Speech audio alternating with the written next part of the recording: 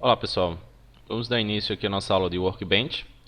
Vou usar esse exemplo aqui do Campeonato Potiguar 2016, onde nós temos que fazer um banco de dados que consiga gerenciar o nosso campeonato.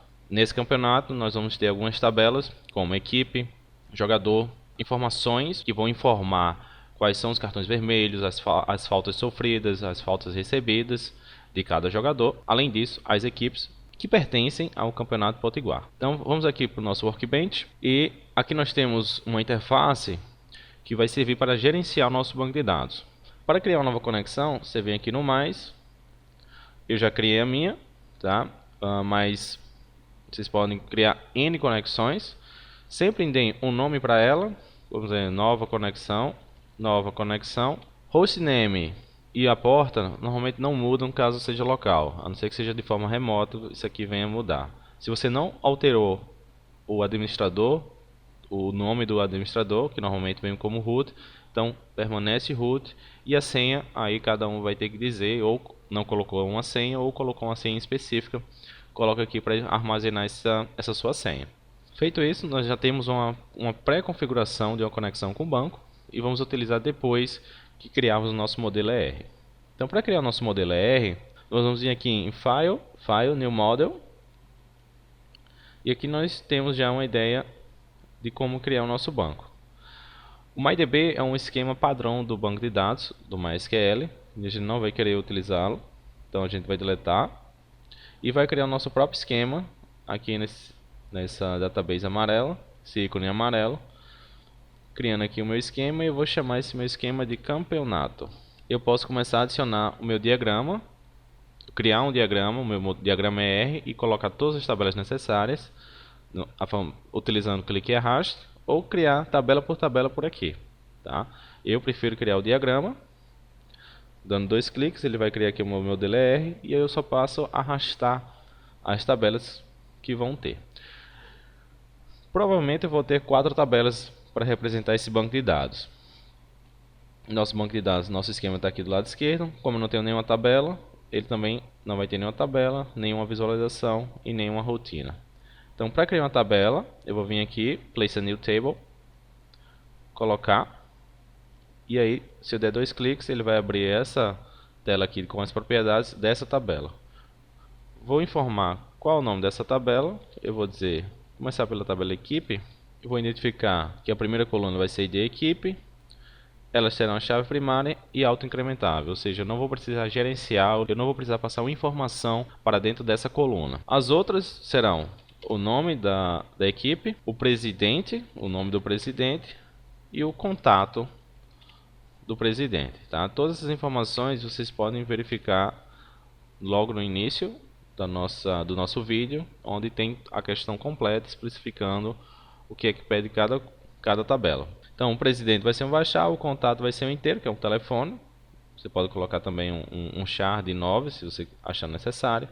E eu vou dizer tanto como o nome do presidente, como o nome da equipe e o contato, como not nulls. Por que isso? Porque eu quero que as minhas equipes, quando forem cadastradas, ela tenha um nome, ela tenha um presidente e tenha um contato. Eu quero que a minha equipe seja única, então eu vou marcar em unique, para dizer que América só vai existir América, ABC só vai existir ABC, eu não posso ter 2 ABCs com o mesmo nome.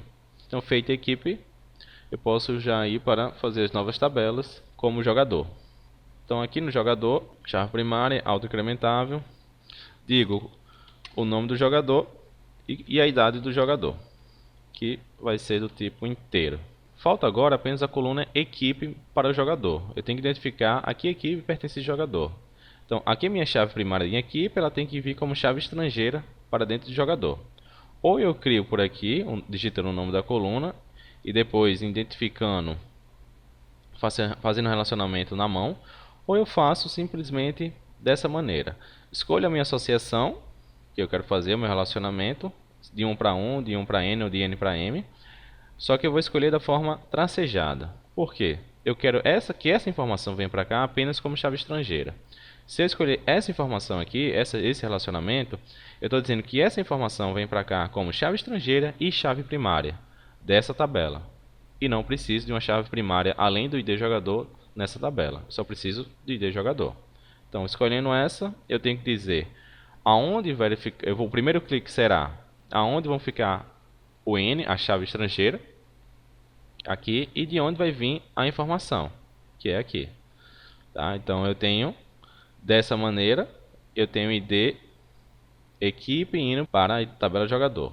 Dessa forma que eu fiz, ó, ele ficou com a linha contínua e você já vê que ele criou aqui duas chaves primárias. Eu fiz isso para mostrar para vocês que não é o correto. Eu não quero duas chaves primárias. Se eu desmarcar aqui, ó, ele já fica com a linha tracejada. Então sempre vamos escolher a linha tracejada para evitar que esteja desmarcando. O que está faltando aqui é uma partida.